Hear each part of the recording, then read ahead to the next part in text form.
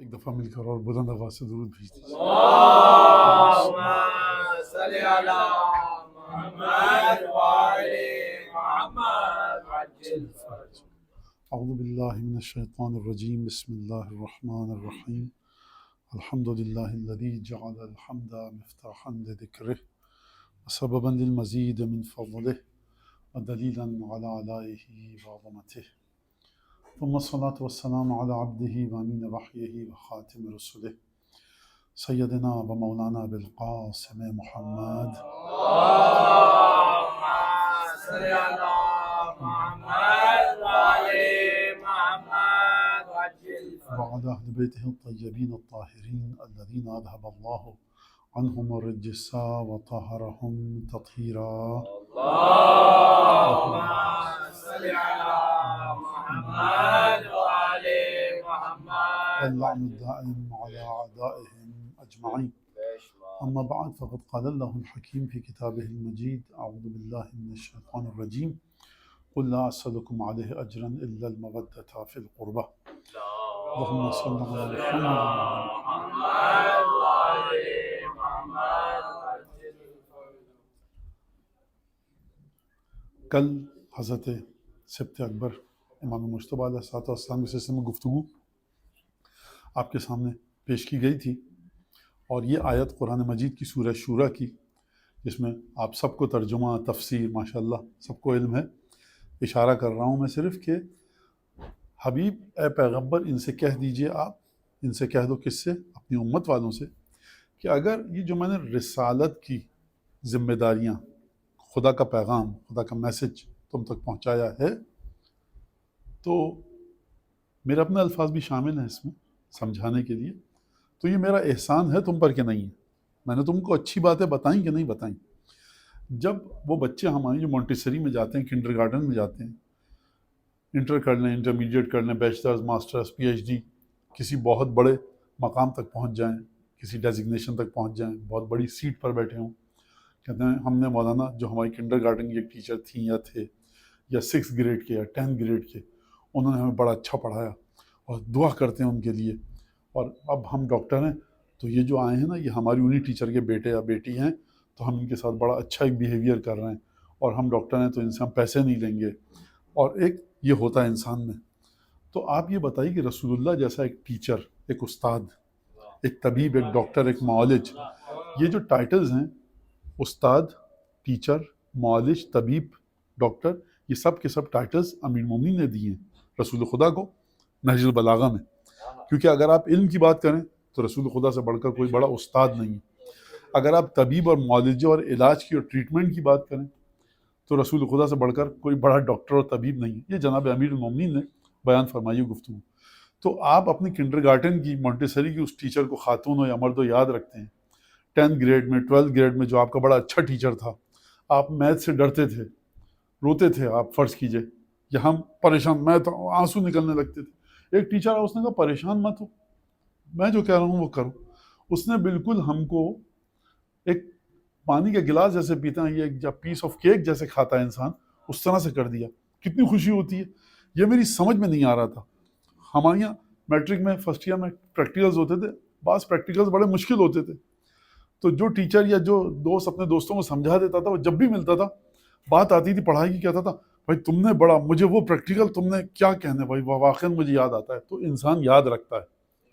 خدا کہہ رہا ہے کہ اے انسانوں، اے امت مصطفیٰ، تم یاد رکھو کہ محمد مصطفیٰ نے تم پر کتنے احسانات کیے، اور یہ جو چیزیں ہیں نا، یہ سب کے سب جناب سیدہ امین المومنین امام حسین، امام حسن، تمام ائمہ نے بار بار مینشن کیا مسلمانوں کو کہ ہمارے جد رسول خدا کے ذریعے تم نے ہدایت پائی، گائیڈنس تم کو ہمارے جد کے ذریعے ملی۔ تو یہ امام حسین، امام حسن، جناب سیدہ امین المومنین، امام سجاد، سب کے سب یہ کیوں اتنا ایمفیسائز، ارج کر رہے ہیں، بار بار ریپیٹیشن ہو رہا ہے اس بات کا؟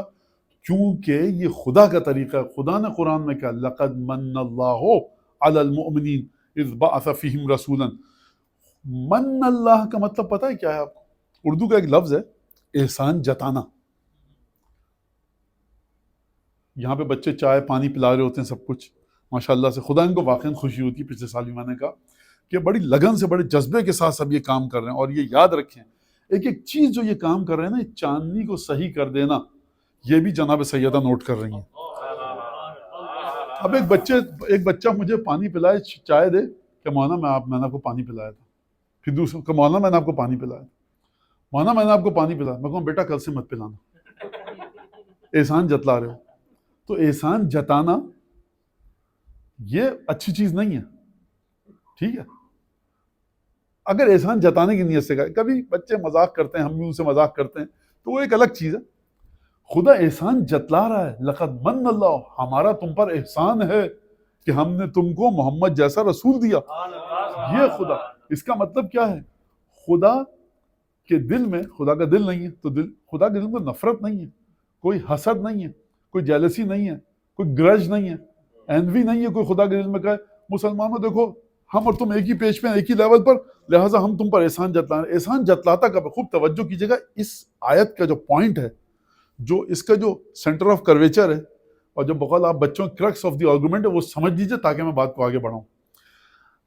سبلنگز ہوتے ہیں، بہن بھائی ایک ہی پیج سیم پیج پر ہیں، ان کا گھر ہے، آپ کا بھی گھر ہے، آپ کے بھائی کا بھی گھر ہے، جس میں آپ رہیں، آپ کی بہن کا بھی، آپ کا بھی ہے، آپ کے بھی ماں باپ ہیں، آپ کے بھائی بہن کے بھی ماں باپ ہیں. تو کھینچا تانی رہتی ہے، کشمکش رہتی ہے نا. آپ نے اس کو یہ کیا، ہمارے ساتھ کیوں نہیں کیا، ہم کو وہاں لے کے گئے، اس کو نہیں لے کے گئے. یہ ہوتا ہے نا. تو باپ کہتا ہے بیٹا دیکھو تم کو پچھلے ویکینڈ پہ یہ کیا تھا، اب اس ویکینڈ پہ یہ کریں، تو ہمارے پاس کیا تھا نا. تو یہ کہاں پر ہوتا ہے؟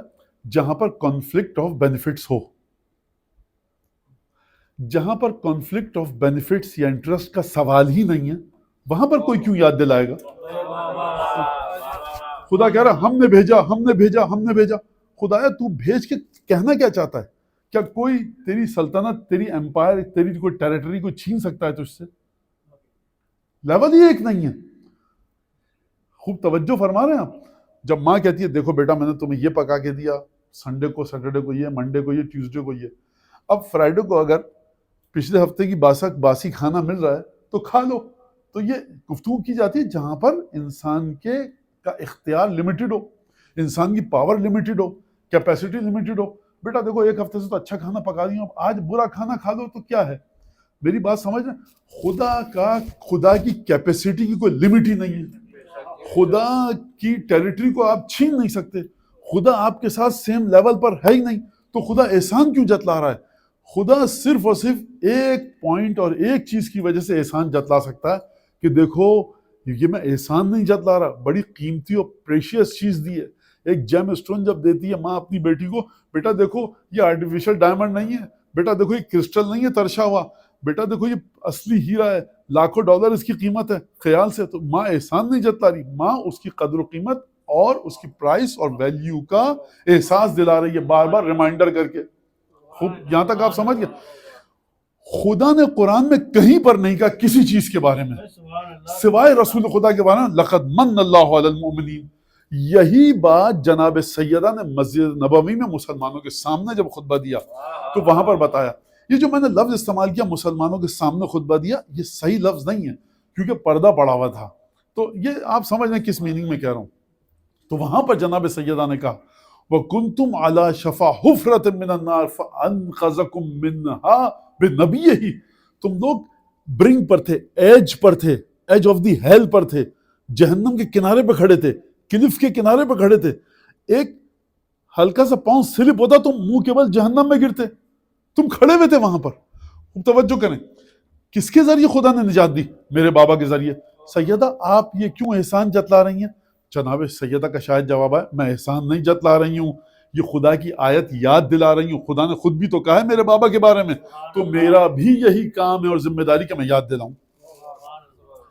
اب یہاں تک اگر ہم آ گئے آپ میرے ساتھ، تو اب آپ دیکھیے کہ خداوند تبارک و تعالیٰ کہ جو اس طرح سے رسول خدا کے بارے میں گفتگو کر رہا ہے. اور ایک اور آیت جو کل بھی میں نے پڑھی اور اشارہ کیا، اور آج پھر اس کے اوپر کہ خدا ہمارے یہاں علماء ایک مثال دیتے ہیں، بڑی انٹرسٹنگ مثال ہے، اور یہ لطیفہ نہیں ہے لیکن بعض لوگ لطیفے کے طور پہ بھی لیتے ہیں، لیکن ہے بڑا وہ لطیفہ کہ جو بڑی گہرائی میں جس کی جڑیں ہیں خدا کی ذات تک پہنچتی ہیں. وہ کیا ہے؟ وہ ہمارے علماء اکثر کہتے نظر آتے ہیں کہ اس وقت خدا کیا کر رہا ہے کہ مجھے نہیں پتا، آل محمد سے محبت کرنے والوں کو پتا ہے.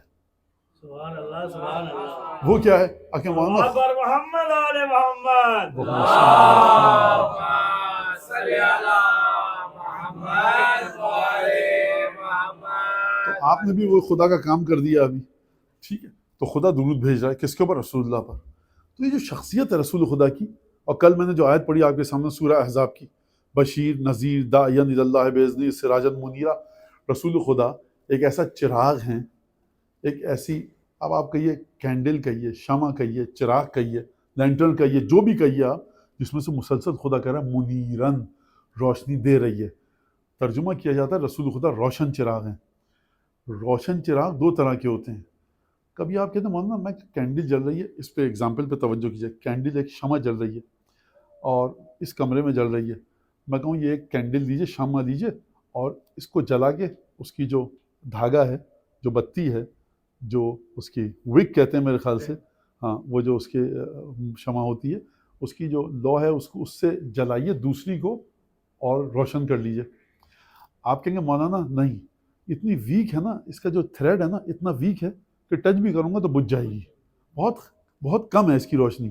اچھا ایک دفعہ کینڈل بڑی، اس کا جو شعلہ ہے، اس کی جو وہ جو دھاگا ہے بڑا اچھی طرح سے جل رہا ہے، تو آپ لیں گے جلا کے دے دیں گے، ٹھیک ہے. اور دوسری مثال میں نہیں دوں گا کیونکہ اس سے ٹوبیکونسٹ جتنے بھی ان کا جو کاروبار ہے وہ چمک جائے گا، لہٰذا. اور ہو سکتا ہے بعض نوجوان یہاں پہ کہیں مولانا کو کیسے پتہ لگ گیا. تو بہرحال خدا ہم سب کو تمام عادتوں سے نجات دلائے، لہٰذا درود پڑھیں محمد آل محمد. صل علی محمد وآل محمد. لہٰذا آپ نہیں جلا سکتے. کبھی کبھی کینڈل لائٹ دے رہی ہے، روشن ہے، لیکن اس سے دوسری کینڈل نہیں جلائی جا سکتی، ٹھیک ہے. ایک چراغ جل رہا ہے کینڈل، آپ کہیں گے کہ مجھے دکھ نہیں رہا، میں کہوں گا اس کی جو لائٹ ہے نا، اس کا جو ریڈیس ہے، سرکمفرنس ہے، اتنا کم ہے کہ یہ اپنے سراؤنڈنگز کو ہی روشن کر سکتی ہے. ایک دفعہ آپ نے جلایا فلڈ لائٹ، فٹ بال کا، رگبی کا اسٹیڈیم روشن ہو گیا. رسول خدا کا جو نور ہے وہ نہیں ہے جو ہم ترجمہ کرتے ہیں روشن چراغ ہیں. رسول خدا روشنی دینے والا چراغ ہے. یعنی اگر آپ کو روشنی چاہیے تو آپ رسول خدا سے لیجئے. اب یہ تمام خصوصیات اگر آپ نے دیکھ لی، سمجھ لی قرآن مجید سے، جو کہ 2-3 خصوصیات پر میں نے رسول خدا کی جو اگر ہم کہیں خصوصیات، فضائل یعنی ورچوز، اگر میں نے صحیح ترجمہ کیا ہے تو رسول خدا کی. اس رسول کے بارے میں خدا کہہ رہا ہے کہ جب تم اس رسول کو رسالت کا اجر دینا چاہو اور کہنا چاہو یا رسول اللہ آپ کا بہت شکریہ، یا رسول اللہ ہم آپ کا بہت شکریہ ادا کرتے ہیں، اور ہم آپ کی خدمت جو آپ نے کی خدا کی طرف سے آ کر یہاں پر انسان کے لیے، خدمت کا لفظ اگر صحیح ہو سمجھانے کے لیے جو سروسز دیں، ہم شکریہ آپ کا ادا کرتے ہیں. رسول خدا کہہ رہے ہیں میرے پاس مت آؤ شکریہ ادا کرنے کے لیے، میرے پاس مت آؤ، میری آل کے پاس جاؤ. یہ کتنا عجیب سا مسئلہ نہیں ہے. فزکس آپ کو میں نے پڑھائی اور میں کہوں آپ مولانا آپ نے فزکس پڑھائی، میرے اے گریڈ آیا، A+ آیا، میں کہوں میرا شکریہ ادا مت کیجیے، میرے خاندان سے محبت کیجیے. مولانا آپ کیسی illogical بات کر رہے ہیں. سرکار جس کے ذہن میں یہ ہے تو خداوند تبارک و تعالیٰ نے کچھ تو دیکھا ہے نا آل محمد میں، کہ جو آل محمد کو رسول کی رسالت کا اجر قرار دیا. اب یہاں تو میں نے بات کہہ دی آپ کے سامنے، یہ قرآن کی آیت، آپ نے واہ واہ بھی کر لیا، نعرہ بھی لگا دیں گے، سلوات بھی بھیج دیں گے، لیکن خدا نے آیت نازل کر دی. خدا نے کہہ دیا آل محمد ایسے ہیں. یہ تو آسمان سے آیت آئی ہو گئی. آل محمد نے کیا پرائس پے کی ہے اس آیت کی ویلیڈیٹی کو بچانے کے لیے؟ پوائنٹ ہمارا یہ ہے. اور اگر یہ ایک چھوٹا سا جملہ سمجھ گئے کہ آل محمد نے کون سی پرائس پے کی ہے اس آیت کی ویلیڈیٹی کو برقرار کرنے کے لیے، مانا یہ کیا بات ہوئی؟ میں آپ کو سمجھاتا ہوں. 21 رمضان آئی ہے، ابھی 19 آئے گی، عاشورہ آئے گا، مختلف چیزیں آتی رہیں گی، حضرت مسلم کی شہادت، بقرعید، عید. تو آپ یہاں پر نماز، تمام سینٹر نماز ہوتی ہے، مجلس ہوتی ہے، ماتم ہوتا ہے. کیوں کر رہے ہیں آپ؟ مانا یہ محبت اہل بیت ہے، بچانا ہے اس کو ہم کو. آپ بچائے کیا کریں گے؟ آپ وہ تو ہے، خدا کو جانتا ہے، فرشتوں کے پاس ہے، آپ کیا نہیں مولانا ہم کو ثابت کرنا ہے، ہم کو لے کے جانا ہے قبر میں.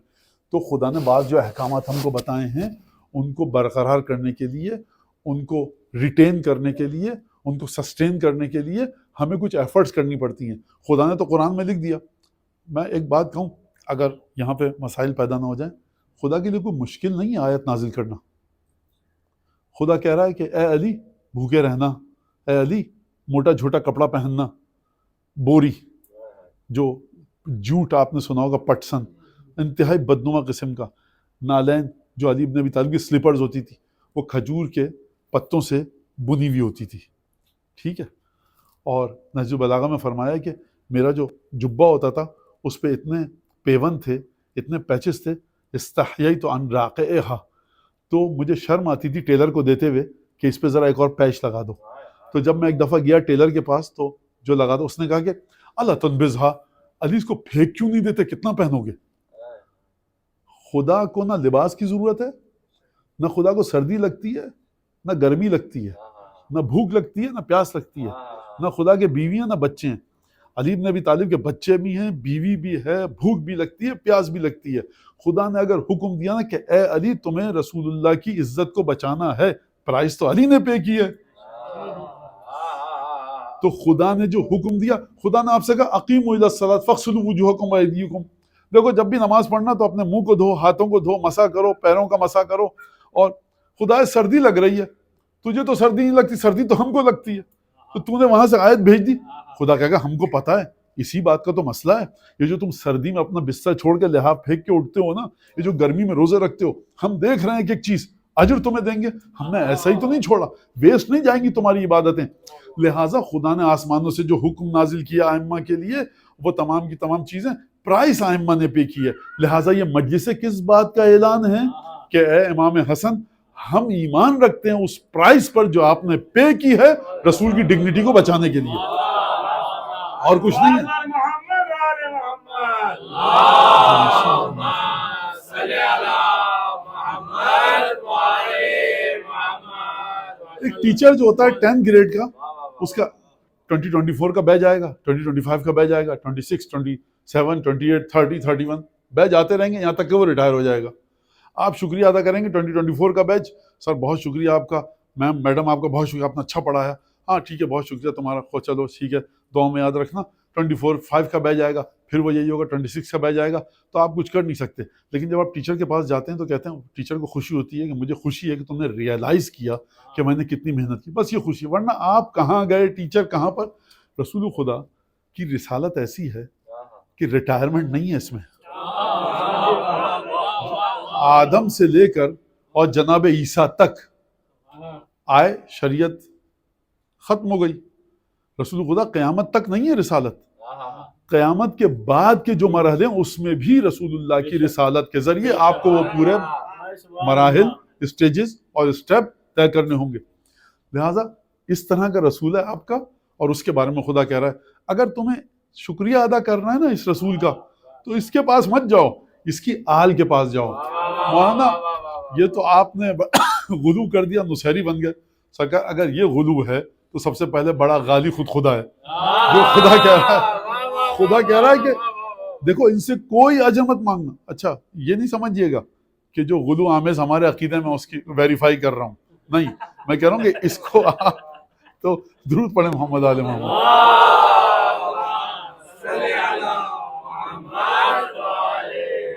تو ہم خدا کو خدا مانتے ہیں، پنجتن کو پنجتن مانتے ہیں، انبیاء کو نبی مانتے ہیں. ہم کہتے ہیں کہ ہمارے ائمہ نے عبادت کی، خدا کی، مولا کائنات نے جناب امیر نے عبادت کی، طویل سجدے کیے. اصولاً بیسیکلی ہمارے ائمہ کا جو انٹروڈکٹری نوٹ ہے نا، جو تعارف نامہ ہے، جو ان کا شخصیت کا آج کل کے بچوں کی زمانہ بار کوڈ جو ہے نا، اس کے اندر سب سے پرومیننٹ لفظ یہی ہے، عبادت. لہذا خدا کہہ رہا ہے کہ قل، اب اس آیت کی ورڈنگ پہ توجہ کیجئے، قل لا اسألکم علیہ، حبیب ان سے کہہ دو میں تم سے کوئی اجر نہیں مانگتا. لا اسألکم علیہ اجرا، اس کا ترجمہ کیا؟ لا نہیں، اسألکم تم سے نہیں مانگتا. خدا یہ بھی تو کہہ سکتا تھا کہ حبیب قل، حبیب ان سے کہو انی اسألکم اجرا علی الرسالۃ المودۃ فی القربہ، ان سے کہو کہ میرے خاندان سے محبت کریں، میری رسالت کی کا شکریہ ادا کرنے کے لیے میرے خاندان سے محبت کریں. خدا نے ایسے نہیں کہا. خدا نے کیا کہا؟ لا اسألکم علیہ اجرا، میں تم سے کوئی اجر نہیں مانگتا. الا، ایکسیپشنل ایک ہے، صرف المودۃ فی القربہ. کل ہماری گفتگو ہوئی کہ مودۃ القربہ الگ ہے، المودۃ فی القربہ الگ ہے. خوب توجہ کیجیے گا اس بات کے اوپر. میں جو کل صاحبان ہمارے نہیں تشریف رکھتے تھے ان کے ایک دو جملوں میں مودت القربہ کا معنی ہے کہ رشتہ داروں سے محبت کرو. المودت فی القربہ کا مطلب ہے المودت یعنی ایچ اینڈ ایوری ڈائمینشن اور ایسپیکٹ جو مودت اور محبت کا ہے خبردار کسی اور کو مت دینا, رسول خدا کے بچوں کو دو. المودت فی القربہ. لہٰذا اور اس کے اوپر کل مثالیں بھی دی تھی, میں نے اس کو دہراؤں گا نہیں.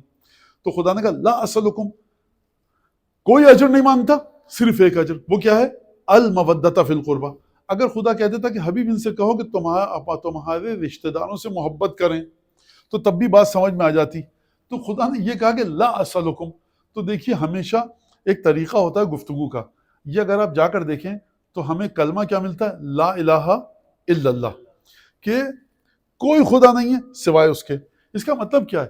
اس کا مطلب ہے کہ دیکھو تمہارے ذہن میں اگر کہیں پر لات و منات اور عزا یہ جو تین خدا ان کا تصور آ رہا تھا, کیونکہ ہاں بہرحال ان کو بھی تھوڑا سا احترام کر لیں گے اور اللہ کی تو عبادت کرتے ہی ہیں, گھر میں چھوٹا سا بت بنا کے رکھ لیں گے تو بہرحال ان کو برے نہیں ہیں, یہ کیا بگاڑ رہے ہیں, چھوٹا سا بت رہن دیجیے. خدا کہہ رہا ہے اب تمہارے ذہن میں جو پاسبل اور پروبیبل تصویر ہے, ہلکا سا جو سلائٹلی سا بھی ٹچ ہے کسی بھی خدا کا, ان سب کو ایلیمینیٹ کرو, ڈیلیٹ کرو, نکال کے پھینکو. ذرہ برابر کسی اور خدا کا تصور نہ آئے, صرف اور صرف اس خدا کا جس کے بارے میں آدم نے گفتگو کی, عیسیٰ نے گفتگو کی, اب ہمارا آخری پیغمبر محمد اس خدا کا تصور عقیدہ لے کر آیا ہے. اس کے علاوہ کسی کو بھی خدا کے مرحلے پر مت رکھنا. سب کو ہٹا دیا, وائپ آؤٹ کر دیا, خدا نے ایک ویکیوم کلینر چلا دیا, کچھ نہ بچے.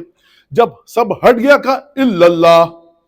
خدا کہہ رہا ہے دیکھو رتی برابر بھی اگر کسی اور کی محبت تمہارے دل میں ہے کہ جو نبی کے گھر والوں سے ہٹ کر ہے, نکال کے پھینکو اس کو باہر.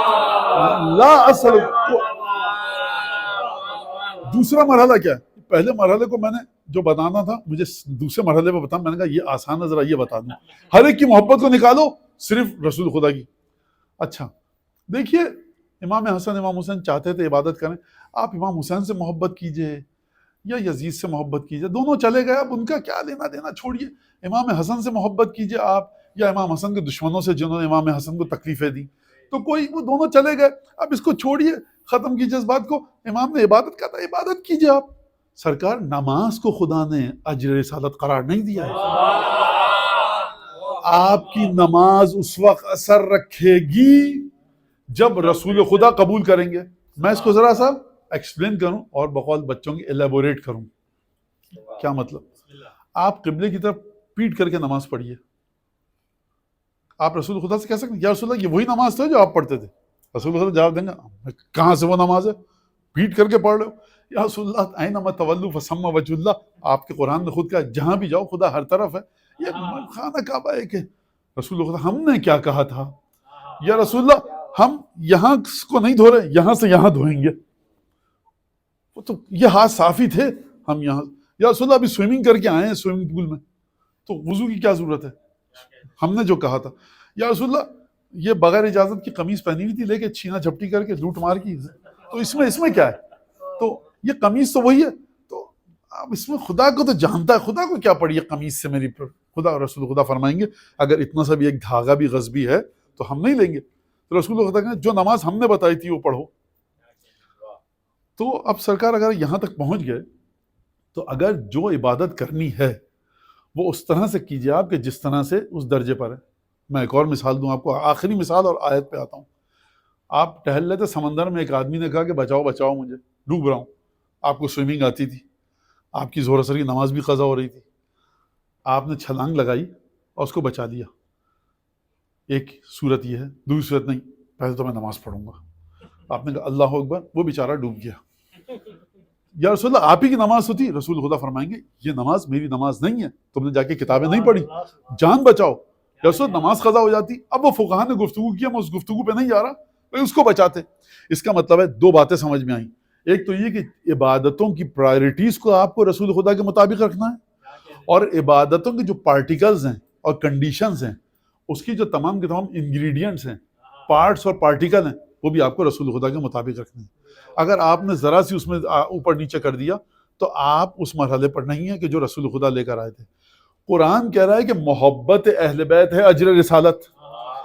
اب اگر آپ عبادت کریں اور دل میں محبت اہل بیت نہ ہو، یا کسی کو عبادت کرتے ہوئے دیکھیں لمبی لمبی لیکن اس کے دل میں محبت اہل بیت نہ ہو، آپ کیا مولانا آپ سے تو اچھا ہے وہ شخص کہ جو 200-300 رکعت نماز پڑھ رہا ہے، ٹھیک ہے وہ ابن ملجم سے بھی محبت کرتا ہے، امیر المومنین سے بھی محبت کرتا ہے، یزید سے بھی، امام حسن سے بھی، وہ تو ٹھیک ہے، اب دیکھیں وہ تو چلے گئے نا، اب آپ اس وقت دیکھیں دنیا میں وہ کتنی اچھی عبادت کر رہا ہے۔ تو سرکار اس کا فیصلہ کرنے سے پہلے، ڈیسائیڈ کرنے سے پہلے قرآن کی اس آیت کا مجھے جواب دیجئے کہ قُلْ لَا أَسْأَلُكُمْ عَلَيْهِ أَجْرًا، ایچ اینڈ جو تمہارے ذہنوں میں کوئی بھی چیز آ رہی ہے رسول خدا کی رسالت کے سلسلے میں کہ میں اس طرح سے اجر دوں، اس طرح سے اجر دوں، خدا کہہ رہا ہے دیکھو لا اسألکم علیہ اجرا، کسی بھی قسم کے اجر کو میں قبول نہیں کروں گا، جو تمہارے ذہن میں سیلف میڈ اجر ہے اس کو بھی میں قبول نہیں کروں گا۔ اہل بیت سے محبت کرو، اس کے بعد عبادت کے مرحلے پر آنا۔ ایک اور آیت پڑھتا ہوں پھر میں بات کو آگے بڑھاتا ہوں۔ خدا نے کہا انسانوں سے، اے انسان، آدم کی اولاد، خذوا زینتکم عند کل مسجد، اپنی زینت، آرائش اور جتنے بھی ornamental چیزیں ہیں ان کو لو اپنے ساتھ، اور عند کل مسجد، جب بھی سجدہ کرنے کے مقام پر آؤ اور آسان الفاظ میں عبادت کرو، نماز پڑھو، تو ہر زینت کو لے کر۔ اسی لیے علماء کہتے ہیں آپ گندے کپڑوں میں نماز مت پڑھیے، نجاست کی بات نہیں کر رہا، اچھے کپڑوں میں نماز پڑھیے۔ اگر آپ ایسے کپڑوں میں نماز پڑھ رہے ہیں کہ کوئی دوست گھنٹی بجائے اور آپ دروازے پہ نہ جا سکیں اس لباس میں، تو مکروہ ہے ایسے لباس میں نماز پڑھنا۔ ایک ایسا لباس کہ جس میں آپ ایک مناسب گیدرنگ ہوتی ہے اس میں نہ آ سکیں، تو اس میں نماز پڑھنا صحیح نہیں ہے۔ تو صحیح سے مطلب پسند نہیں کیا گیا، آپ ایک ایسا لباس پہنیے جو بھی آپ کے سوسائٹی کا ہے۔ بچے ٹی شرٹ اور جینز میں ہوتے ہیں، اس لباس میں تم جا سکتے ہو سڑک پہ، ہاں۔ کوئی گھر میں آئے 5-6 دوست بیٹھ سکتے ہو، ہاں، تو اس لباس میں نماز پڑھیے۔ پھر کیا کیا گیا؟ کنگا کیجئے آپ، پھر کیا کیا گیا؟ خوشبو لگائیے، پھر اس کے بعد تمام کی تمام چیزیں ہیں۔ خواتین کے لیے کیا کہ وہ میک اپ کریں، یہ آپ کے لیے خرچہ بڑھا دیا میں نے، اور اس کے بعد زیورات پہنے، اپنے اچھے کپڑے پہنے، بناؤ سنگھار کر کے وہ نماز پڑھیں، کیونکہ زینتکم، جو چیز تمہیں آرائش دے رہی ہے، جو چیز تمہاری خوبیوں کو بڑھا رہی ہے، اس کو لے کر نماز پڑھو۔ تو سرکار خواتین کے لیے زیورات، نیکلس اور ٹاپس اور جھمکا اور کیا کیا چیزیں، مردوں کے لیے اچھی شرٹ اور پرفیوم اور عطر، اور مسواک کیجئے، برش کر کے جائیے نماز پڑھنے، لباس ایسا۔ تو یہ ظاہری زینتیں ہیں۔ جو دل کی زینت ہے وہ کیا ہے؟ محبت اہل بیت۔ اس کا مطلب یہ ہے کہ جتنی محبت اہل بیت آپ کے دل میں زیادہ ہوگی اتنا ہی زیادہ بہترین نماز پر اثر ڈالے گی۔ لہٰذا آپ کو محبت اہل بیت، ہر چیز اگر زینت میں ہے، خدا فرما رہا ہے زینت کا مطلب کیا ہے؟ یعنی اپنے آپ کو ڈیکوریٹ کرنا، اپنے آپ کو سجانا، سنوارنا۔ آپ نے بڑا اچھا لائٹس لگائی ہوئی ہیں، یہاں پر ڈیکوریٹ کیا ہوا ہے، زینت کی آپ نے اس ہال کی، اچھا لگ رہا ہے۔ 21-19 رمضان آئے گی، سب یہاں پہ بلیک ہوگا، یعنی ہر چیز کی اس کے حساب سے ہوتی ہے، ہر چیز کا ڈیکوریشن اس کے حساب سے ہوتا ہے۔ تو خدا فرمایا دیکھو میری بارگاہ میں اگر آنا چاہتے ہو نا، بنیادی چیز دل میں کیا لے کر آنا؟ محبت اہل بیت۔ تو یہ جو ہم یہاں پر بات کر رہے ہیں حضرت امام مجتبیٰ سلام اللہ علیہ کے حوالے سے،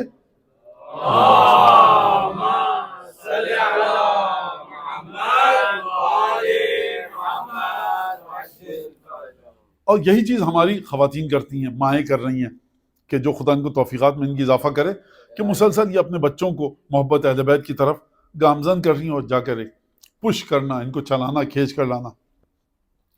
اب حضرت امام مجتبیٰ کے حوالے سے صلح پر کل میں نے گفتگو کی تھی اور آپ کو بتایا تھا، اور اس میں اگر یہ بات میں واضح کر پایا کہ نہیں کر کل، لیکن آج اس کو مزید ایکسپلین کر دوں کہ امامت کی ایک اور ذمہ داری بھی ہے کہ امامت تھرو آؤٹ دی ہسٹری، جو امامت کی کنٹینیوشن ہے، یعنی امیر المومنین سے لے کر اور حضرت حجت تک، ان کو کس طرح چلنا؟ خدا کے حکم کے مطابق چلنا ہے۔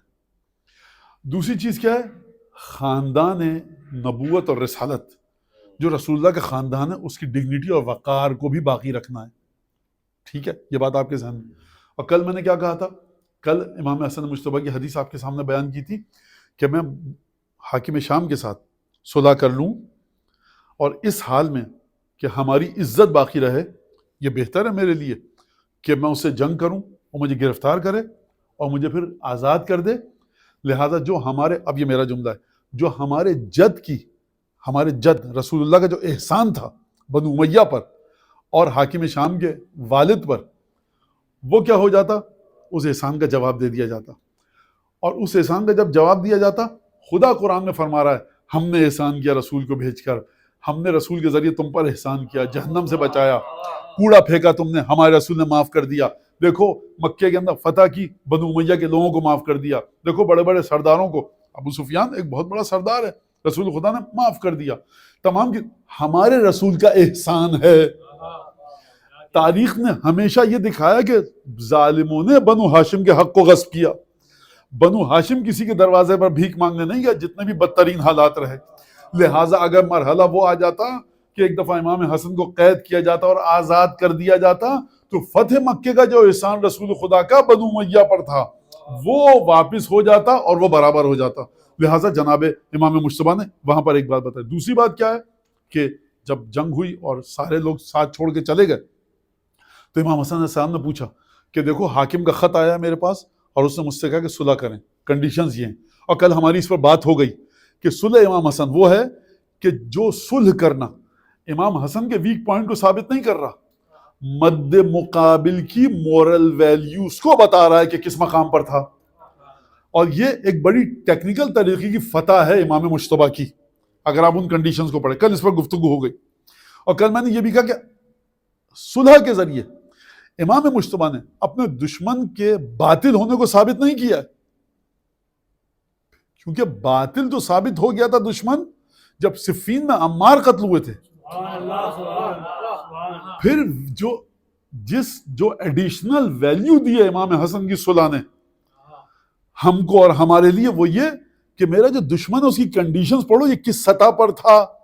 جن اہل بیت سے محبت کرنی تھی ان کا جو مرکزی ترین سب سے بڑا جو سینٹرل کیریکٹر ہے جناب امیر المومنین، موسٹ امپورٹنٹ کیریکٹر تاریخ کا امیر المومنین، ممبر سے گالیاں دلوائی جاتی تھی، امیر المومنین کے شیعوں کو قتل نہیں کرو گے تم، اس کا مطلب ہے کہ جرم تھا علی کا شیعہ ہونا، اور اس جرم کی سزا تھی موت۔ یہ کون سی عقل کہتی ہے، یہ کون سی شرع کہتی ہے کہ جو علی بن ابی طالب کا شیعہ ہو آپ اس کو قتل کر دیں؟ تو لہٰذا یہ ان کا کردار تھا اور یہ رسول خدا کا کردار تھا۔ تو یہ جو ہم امام حسن علیہ السلام کے بارے میں بات کر رہے ہیں، یہ ایک اہم چیز ہے۔ اچھا، اب کل میں نے ایک اور بات کی تھی سخاوت کے حوالے سے، اور ایک تھی شجاعت بہادری کے حوالے سے۔ بہادری کے حوالے سے تو یہ عجیب بات ہے واقعاً، اور علم کو رہنے دیجیے آپ کہ علم اور کس طرح سے، اور یہ شہزادے کس سطح پر ہیں۔ ایک چیز آپ کے سامنے وہ بتانے کی ضرورت نہیں ہے، لیکن بہرحال زندہ کیا جاتا ہے ان چیزوں کو بار بار بتا کے۔ آپ شب جمعہ کو سب حدیث قصہ پڑھتے ہیں الحمدللہ، اس میں کیا ہے، رسول خدا تشریف لائے، جناب سید سے کہا کہ میں ان یجد فی بدنی ضعفا، میں ویکنس محسوس کر رہا ہوں، ذرا چادر لاؤ یمانی اور مجھے اڑا دو۔ پھر اس کے بعد رسول خدا کا چہرہ چمکنے لگا، گلو کرنے لگا۔ فما کانت اللہ ساعتن، تھوڑی دیر نہیں گزری تھی تو کون آیا سب سے پہلے؟ امام حسن۔ امام حسن نے سلام کیا اور بیوی نے جواب دیا۔ سلام کس طرح سے کیا گیا، جواب کس طرح سے دیا گیا۔ یہاں پر میں رک کے ایک بات کہوں، دیکھیے گھر میں بچوں کے نام بڑے اچھے رکھ دیتے ہیں ہم، حیدر، محمد، حسین، علی، تقی، نقی، لیکن جو بگاڑتے ہیں ان کو تو عجیب بیتو کے انداز سے بگاڑتے ہیں۔ بھائی آپ یہ نہیں بگاڑیے ان کے ناموں کو، مطلب یہ کیا نام رکھا آپ نے بچے کا؟ مانا یہ اس کا نام فرض کیا تقی یا نقی ہے یا مصطفیٰ ہے یا مرتضیٰ ہے، تو یہ جو آپ نے لفظ مانا نا، اس کو ہم نے ٹرانسفارم کیا ہے گھر میں پکارنے کے لیے۔ مت کیجیے آپ یہ۔ اچھا، تھیوری آف ایولیوشن کو اگر آپ مانیے تو بیٹرمنٹ کی طرف جاتی ہے، یہ آپ ڈکلائن بھی کیوں دیکھا؟ تو یہ آپ دیکھیں دو پارٹ ہیں نام کے، آپ نے دو پارٹ ہیں نام کے، آپ برا عجیب سا نام ہو جاتا ہے تو آپ نے اس کو اس نام کو نکال دیا، تو ایک عجیب سا سلسلہ ہو جاتا ہے یہ۔ بہرحال اس کے اندر مثالیں ہیں بہت ساری، کسی گھر میں گیا تو اپنی بچی کا نام رکھا تھا بڑا اچھا جناب سیدہ کے ساتھ، تو ایک پارٹ جو تھا اس نام کا بڑا عجیب سا ہے، اگر اس کو لیکن جڑ جائے تو بڑا اچھا ہے۔ تو میں نے کہا یہ آپ یہ والے پارٹ، نیکسٹ پارٹ کو دیکھیے آپ، بہرحال اس میں بڑی لمبی چوڑی بات آ جائے گی، تو اس کو اب آپ دیکھیے جناب سیدہ جواب کیسے دے رہی ہیں، قرۃ عینی ثمرۃ فؤادی، اور بیٹا کیسے کہنا ہے وہ آپ کے سامنے ہے، مادر گرامی کہہ کے۔ اس کے بعد جہاں تک میں لانا چاہتا تھا یہ جو واقعہ ہے نا، امام حسن علیہ السلام کی عمر ہے، اگر تاریخ کے اس واقعے کو مستند مانا جائے کہ یہ واقعہ ہے مباہلے سے پہلے کا، تو مباہلہ ہوا ہے 9 ہجری کو، 8 ہجری کو، 10 ہجری کو. سپوز کر لیتے ہیں کہ 8 ہجری کو ہوا ہے یا 10 ہجری کو ہوا ہے. 10 ہجری کو ہونا تقریباً مجھے ذرا سا ناممکن لگتا ہے، اس کی اپنی وجوہات ہیں. بہرحال 8 ہجری یعنی امام حسن مجتبیٰ کتنے برس کے ہیں؟ 5 سال کے، 5 برس کے ہیں. ٹھیک ہے، 3 ہجری کو پیدا ہوئے اور 10 ہجری کو رسول خدا دنیا سے چلے گئے، تو یہ 8 ہجری اگر تو 5 سال کے امام، 5 سال کا بچہ. ذہن میں لائیے، یہ بچہ جب آ رہا ہے کہہ رہا ہے کہ انی اشم عندک رائحۃ طیبۃ، مادر گرامی مجھے ایک بڑی پلیزنٹ، بڑی اچھی خوشبو آ رہی ہے. رائحۃ طیبۃ، پہلی تو بات یہ کہ بچے کو اگر آپ پرفیوم دیجئے، اب عطر گلاب کا، سندل کا عطر، اس زمانے میں عطر ہوتے تھے، بچہ یہ طے نہیں کر پائے گا کہ کون سی خوشبو اچھی ہے. یہی بچہ 5 سال کا، اس کا خوشبوئیں دیجئے کہ یہ اچھی ہے یہ بری ہے. جب یہ 25 سال کا ہو جائے، بچے سے کہا جائے تم 5 سال کے تھے یہ پسند تھی، کہتا ہے ہٹائیے اس کو، پھینکیے اٹھا کر، یہ کوئی خوشبو ہے. لیکن یہ 5 سال کا جو بچہ ہے یہ کہہ رہا ہے ان یشم عندک رائحۃ طیبۃ، میں آپ کو، طیبہ کا مطلب کیا ہے؟ بڑی پلیزنٹ. رائحہ طیبہ ایک ہوتی ہے بڑی چبھنے والی، ٹھیک ہے، جو بچے پریکٹیکل کرتے ہیں کیمسٹری کا، تو بعض جب گیسز بنتی ہیں وہ ہم لیب میں بناتے ہیں تو بہت چبھتی ہے ناک میں اور بڑا ایک حملہ کرتی ہے عجیب سا. بعض ہوتی ہیں بڑی خوشبو، بڑی پلیزنٹ اور ڈیلائٹفل، بڑی ایک دھیمی، ایک بڑے اچھے انداز میں. تو امام فرمائے رائحۃ طیبۃ، یہ ایک بڑی اچھی خوشبو ہے. اور پھر یہ نہیں کہا کہ میرے نانا کی ہے، فرمایا کأنہا رائحۃ جدی رسول اللہ. خوب توجہ کیجیے گا، لگتا یہ ہے، یہ جو لگتا یہ نا کأنہا کا ترجمہ پتہ ہے کیا ہے؟ It seems to be یا as if. اس کے اوپر رکیے ذرا، امام کے علم کو دیکھیے آپ. امام یہ کیوں نہیں کہہ رہے کہ نانا کی خوشبو آ رہی ہے، ڈیسائیڈ نانا کی خوشبو ہے، یہ کیوں نہیں کہا؟ فرمایا کأنہا، لگتا یہ ہے کہ نانا کی خوشبو ہے. سوال تو ہے نا بھائی، ویلڈ کوشچن ہے کہ نہیں ہے؟ یہ کیوں کہا امام نے؟ جو میں سمجھ پایا ہوں وہ یہ کہ ان 5 کا نور ایک ہے، ان پانچوں کی خصوصیت ایک ہے. تو امام حسن مجتبیٰ یہ بھی سمجھ پا رہے ہیں کہ یہ خوشبو عفت و طہارت نہیں ہے جو ماں کے پاس ہے، یہ خوشبو ہے تو وہی، لیکن ڈیجیٹلی ذرا سی مختلف ہے. 5 سال کی عمر میں جو بچہ خوشبو کو معین کر لے کہ ہے تو گھر کی ہی خوشبو، لیکن ذرا سی نانا سے ملتی ہے، شباہت بابا سے بھی ہے، چھوٹے بھائی سے بھی ملتی ہے، میرے الفاظ نہیں ہے، مادر گرامی سے بھی ملتی ہے. کأنہا، مادر گرامی لگتا یہ ہے کہ نانا کی خوشبو ہے. کہاں؟ ہاں، چادر کے نیچے لیٹے ہیں. اب یہ بچہ آئے 5 سال کا، میں آگے تازن ہو دیا ندخلا ماں کا تحت الکسا، اجازت ہے کہ میں آ جاؤں؟ کہا کہ ہاں اجازت ہے. تو اب سرکار، عجیب بچہ ہے. یہ کون ہے حسن مجتبیٰ؟ جب جی چاہا نانا اونٹ بن جائیے، نانا اونٹ بن گئے. جب جی چاہا مسجد میں آ گئے، جب جی چاہا کندھے پہ بیٹھ گئے. جب روایت ہے ہمارے پاس، جناب سیدہ فرماتی ہیں وفات کے بعد، شہادت کے بعد رسول خدا کی ان دونوں کو مخاطب کیا اور کہا کہ کہاں گئے تمہارے وہ والد بابا رسول اللہ کہ جب بھی تم نے دروازہ کھولا انہوں نے تم کو پیدل نہیں چلنے دیا، آگے بڑھ کے گود میں اٹھایا. یہ سنت رسول خدا ہے، اس سنت کو سنیے کہ جب بھی حسن حسین کو دیکھا زمین پہ نہیں چلنے دیا، آگے بڑھ کے گود میں اٹھایا. آپ کے سامنے واقعہ میں کیا بتاؤں، ممبر چھوڑ کے نیچے اترا ہے. بچہ چڑھ کے آ سکتا ہے ممبر کی سیڑھیوں پر، جو بچہ صفوں کو چیر کے آ رہا ہے وہ ممبر کی سیڑھی نہیں چڑھ سکتا. بیٹا حسین آگے آؤ، ہاں اوپر آؤ. بھائی اتنے سارے صحابہ بیٹھے ہیں، صحابہ کی مدد دینا بھی گوارا نہیں ہے، خود نیچے اترے، گود میں بٹھایا. یہ ان شہزادوں کا اسٹیٹس ہے. تو امام حسن جب آ رہے ہیں کہتے نانا، اور پھاند کر اچھل کر گود میں آ جاتے. کر سکتا تھا یہ بچہ، نانا کے ساتھ ایک اس طرح سے ان کی ان سے محبت ہے، ہمیشہ یہی کرتا ہے یہ بچہ، کبھی اجازت نہیں لیتا. یہ آج کیوں کہا نانا اجازت ہے؟ کیونکہ اگر بغیر اجازت چلے جاتے تو دنیا کہتی کہ نوازے تھے چلے گئے چادر میں. یہ پنجتن کی جو تشکیل ہے، نانا اجازت دے رہے ہیں. تو جناب ام سلمہ جب آئیں تو اجازت نہیں ملی، حسن مجتبی آئے اجازت لی اور اجازت ملی، جبرائیل بھی جب آئے تو اجازت لی. تو یہ 5 برس کے بچے کا علم ہے. مجھے یہ بتائیے کہ آپ کو روایت میں دکھتا ہے کہ سیدہ نے کہا دیکھو بیٹا ابھی آیت تطہیر نازل ہونے والی ہے، اجازت لے کر جانا.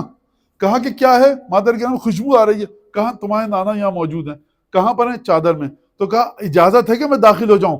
یعنی 5 برس کے بچے کو یہ شعور ہے کہ نانا پر جو کیفیت ہے اس وقت. پچھلا جملہ سنا ہے کہ آپ نے نہیں سنا؟ یتلألأ وجہہ، سیدہ گواہی دے رہی کہ میرے بابا کا چہرہ چمکنے لگا. رسول خدا کے چہرے پر ہمیشہ نور رہتا تھا.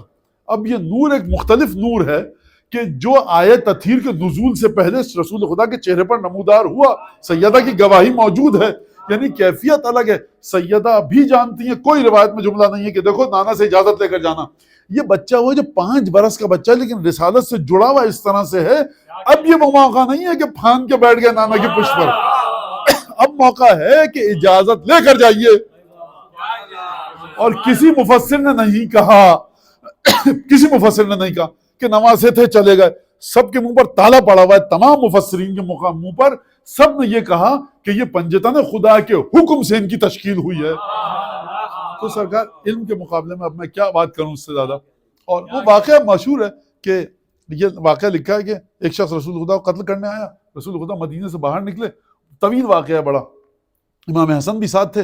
حذیفہ یمانی کی روایت ہے. تو ایک اعرابی آیا اور اس نے کہا محمد تم میں سے کون ہے؟ میں قتل کرنے کے لیے آیا ہوں.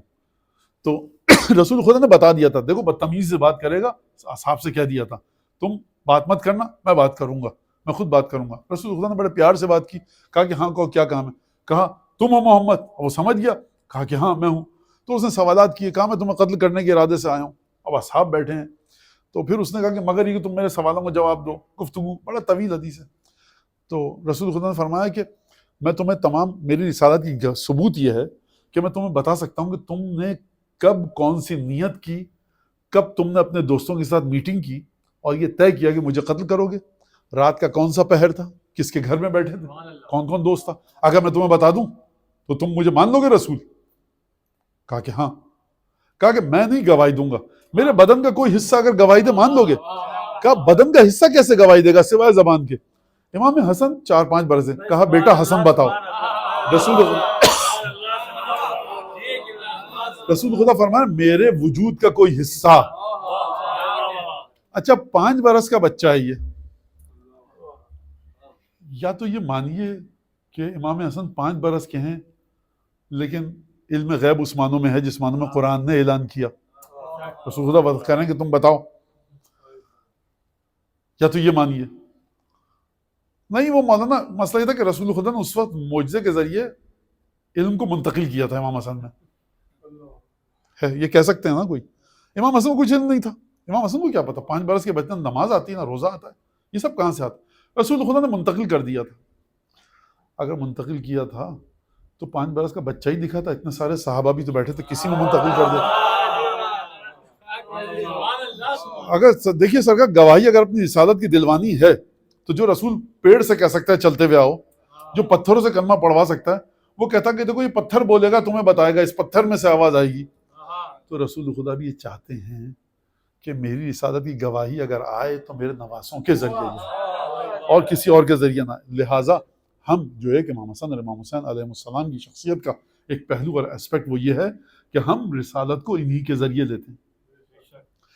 اور یہ ظاہر سی بات ہے علم. لیکن مجھے خود عجیب سا لگتا ہے کہ ان واقعات کے ذریعے ہم بات کریں کہ امام کا علم ایسا تھا، اور یہ تو بہت معمولی واقعات ہیں علم امامت کے لحاظ سے. حتیٰ جب امیر المومنین اپنی خلافت کے ایام میں اور خطبہ دے رہے ہیں، ایک شخص نے کہا کہ ایک سوال ہے. امام نے کہا امیر المومنین نے کہ کیا تو میری رعایا میں سے؟ کہا کہ ہاں میں آپ کی رعایا میں سے ہوں. تو امیر المومنین کی تو غور سے دیکھا اور کہا تو میری رعایا میں سے نہیں ہے، لیکن کیونکہ اس وقت سیز فائر ہو چکی ہے، جنگ بند ہے، تو ہم تجھے جاسوسی کی سزا نہیں دیں گے. تو میری رعایا میں سے نہیں ہے. اب کوفے میں 60-70 ہزار 1 لاکھ آدمی، امیر المومنین کو کیا پتا بھائی؟ امیر المومنین کو تو بقول آپ حضرات کے علم نہیں ہے نا کچھ. تو کہا کہ نہیں تو میری رعایا میں سے نہیں ہے. تو بقول کسی کے کہ بھائی انسان جھوٹ بولے تو سوچ کے بولے کس کے سامنے بول رہا ہے. امیر المومنین میری رعایا میں سے نہیں ہے. کہا کہ پھر آئے کیسے ہو بتاؤ؟ کہا کہ سوالات آئے تھے روم کے بادشاہ کی طرف سے دمشق. تو دمشق سے یہ میں آپ کے سامنے لایا ہوں. تو رسول خدا کی بھی سنت ہے یا علی مدد کہنا، اور صحابہ کی بھی سنت ہے یا علی مدد کہنا، اور چاہے آپ مانے یا نہ مانے. اور پھر اس کے بعد سوالات دیے. کہا کہ میں کس سے پوچھوں؟ آپ کے پاس لایا ہوں. کہا کہ ان میں سے جس سے بھی چاہو پوچھ لو. امام حسن اور امام حسین دونوں تو تشریف فرماتے خطبہ دیتے وقت. کہا کہ ذل وفرہ، اس سے پوچھو. اب یہ بچے اس سے بڑے عجیب و غریب نتیجے نکالتے ہیں. ذل وفرہ کا مطلب یہ ہے کہ امام حسن نے مجتبیٰ کی زلف مبارک، یعنی جو بال تھے، جو ہیئر اسٹائل تھا، وہ کانوں کو کور کیے ہوئے تھا. اب بعض نے کہا زلفیں نکلی ہوئی تھی، بعض نے کہا کانوں تک آئے ہوئے تھے. تو یہ انداز تھا امام کا. کہا اس سے پوچھو. تو پھر اس نے سوال کیا یہ ہے. اور یہ بھی وہی مسئلہ کہ امام نے کہا تو اس کے بعد امین امنی تو امام حسن نے جواب دیا. معروف روایت شیخ صدوق نے خصال میں نقل کی ہے. وہ 10 چیزیں بتائیے جو ہر چیز دوسری چیز سے زیادہ اسٹرانگ ہے، اس کی چیز زیادہ اسٹرینتھ رکھتی ہے، اور وہ جواب بتائیے. 3 یا 4 سوالات تھے اور امین امنی نے تمام کے تمام جوابات امام حسن علیہ السلام کے ذریعے دکھلائے. ایک اور روایت جو فتال نیشاپوری نے نقل کیا، مرحوم مجلسی بھی اس کو لائیں. اور مرحوم مجلسی کا ایک جملہ ہے کہ روایت جو میں نقل کر رہا ہوں معنی ہو، خلاصہ پیش کر رہا ہوں. مجلسی کے الفاظ ہیں بحر الانوار میں جو فتال نیشاپوری میں. عجیب روایت ہے، اور یہ روایت بہرحال بچے سنیں اور نوجوان بھی سنیں. امام نے کہا لو دعوت اللہ لجعل الشام عراقا والعراق شاما. اگر میں خدا سے دعا کروں تو خدا اسی وقت شام یعنی ڈمیسکس کو عراق بنا دے گا اور عراق کو شام بنا دے گا. یعنی جب صبح کو شام والے اٹھیں گے تو وہ کہیں گے یہ گلیاں تو وہ نہیں ہیں، یہ تو کوفے کی گلیاں ہیں. اور کوفے والے اٹھیں گے تو دیکھیں گے یہ تو شام ہے، یہ ہم شام میں کہاں سے آ گئے، یہ ڈمیسکس کہاں سے، ہم تو کوفے میں تھے، کوفہ عراق میں، اور شام کہاں پر ہے، میڈیٹرینین کوسٹ کے اوپر ہے. تو یہ کیسے ہو جائے گا؟ اور میں اپنے دشمن کو مزہ چکھا سکتا ہوں. ہمارے پاس یہ طاقت ہے. تو وہاں پر ایک شخص بیٹھا تھا جس کے دل میں، دیکھیے، محبت اہل بیت دنیا میں بھی بچاتی ہے، آخرت میں بھی بچاتی ہے. اور محبت اہل بیت آپ کو اہل بیت کے سامنے ادب سکھاتی ہے. کیونکہ اگر اہل بیت کی بارگاہ میں ادب نہ آئے تو اس کے بڑے سیریس قسم کے کانسیکوینسز نکلتے ہیں. وہاں پر ایک شخص تھا، روایت کے الفاظ ہیں، جس کے دل میں محبت تھی اہل شام کی. اس نے من یقدر علی ذالک، یہ نہیں کہ آپ کر سکتے ہیں، کہا یہ کون کر سکتا ہے، یہ کون کر سکتا ہے، یہ کوئی نہیں کر سکتا. طنز اور مذاق کے لہجے میں کہا. اب امام نے کوئی دعا نہیں کی، امام نے نماز نہیں پڑھی. امام نے کہا اما تستحین ان تجلسین بین الرجال. جب اس نے کہا تم کیا، امام نے کہا شرم نہیں آتی ہے، تم مردوں کے درمیان بیٹھی ہوئی ہے. اب جو اگلے جملے ہیں وہ میں نہیں بتاؤں گا. تو پھر اس کے بعد امام نے یہ نہیں کیا. جو معجزہ وہ یہ ہوا کہ اب جب یہ جو ہیں اس کالم سے اس کالم میں آ گیا تو جو ادھر گھر میں تشریف فرمائے اس کو بھی تو اس کالم سے اس کالم میں آنا ہے. جب وہ گھر گیا تو اس نے دیکھا کہ جو خاتون خانہ ہیں وہ صاحب خانہ ہو چکی ہیں. تو پھر وہ آیا اور اس نے آ کر، اب سرکار یہ میں کیا کہوں، روایت ہے، تو آ کر اس نے پھر توبہ کی اور امام نے اب دعا کی. تو یہ تمام کی تمام چیزیں امام صرف یہ نہیں کہ علم اپنا بتا رہے ہیں، امام کو ادب ہے، امام کے پاس تقویٰ ہے، زہد ہے، طاقتیں ہیں. امام کی ڈائمنشنز دیکھیے. اب بہادری، آخری مرحلہ ہم بہادری پہ بات کریں تو 2 واقعات ہم کو ملتے ہیں امام حسن عسکری علیہ السلام کے بڑے عجیب. ایک تو یہ کہ جنگ جمل کے اندر کہ جب اونٹنی کے گرد قبیلے والوں نے گھیرا ڈالا ہوا تھا تو محمد حنفیہ کو بھیجا اور محمد حنفیہ گھیرا نہیں توڑ سکے اور واپس آئے. تو امام حسن نے پھر نیزہ لیا. تلوار لے کے نہیں گئے امام حسن، نیزہ لے کر گئے. تلوار کے ذریعے جنگ کی جا سکتی ہے، نیزے کے ذریعے جو گھیرا توڑے تو یہ بڑی فینومینل قسم کی بہادری ہے. یہ کیونکہ اب دیکھیں ہم تو اس زمانے میں بٹن دبایا ادھر تباہ ہو گیا، ادھر بٹن دبایا یہ ہو گیا، بندوق، پستول، رائفل، اسنائپر شاٹ. تو بقول لے کے اسنائپر شاٹ جو آ گئے جب سے تو انسان کی بہادری ختم ہو گئی. تلوار لے کر آپ دشمن کے سامنے جائیں، لڑیں، اور آپ کو دکھ رہا ہے وہ سامنے، اس کی تمام کیپیسٹیز دکھ رہی ہیں. ہو سکتا ہے کہ ایک یہاں پر 14 15 16 17 سال کا آدمی وہ اسنائپر وہ شاٹ لگائے اور وہ اپنے سے 3 ٹائم زیادہ وزن والے کو مار دے، اس کے سامنے جائے تو وہ لڑ نہ پائے. لیکن تو یہ بہادری دکھانے کے مواقع اب بہت حد تک کم ہو چکے ہیں. لیکن جو پرانی جنگیں ہوتی تھیں اس کے اندر یہ نہیں ہوتا تھا. تو امام حسن مجتبیٰ نیزہ لے کر گئے اور نیزے پہ خون لگواتے جب واپس آئیں تو محمد حنفیہ کے چہرے پر ایک آثار آئے کہ باپ نے مجھ سے بھی کہا تھا کہ جاؤ گھیرا توڑو، میں نہیں توڑ سکا. تو شرمندہ ہوئے، ظاہر سی بات ہے. اور یہ ہم توہین نہیں کر رہے حضرت محمد حنفیہ کی، ہم یہاں امام حسن کی فضیلت کو بیان کر رہے ہیں. اس بات کو ذہن میں رکھیے گا. تو امیر المومنین فرمایا لا تعنف، یہ چہرے پہ تمہارے آثار ایسے کیوں ہیں؟ لا تعنف، چہرے پہ ایک دفعہ آدمی کے ایک آثار آتے ہیں نا، اور ایک عجیب سے کہ جو بہرحال میں یہ کام نہیں کر سکا. امام نے کہا لا تعنف، تم علی کے بیٹے ہو، یہ رسول کا بیٹا ہے. اب آپ یہ دیکھیے یہ مرحلہ، یہ جمل ہے صفین میں جب امام حسن مجتبیٰ نے حملہ کیا ہے.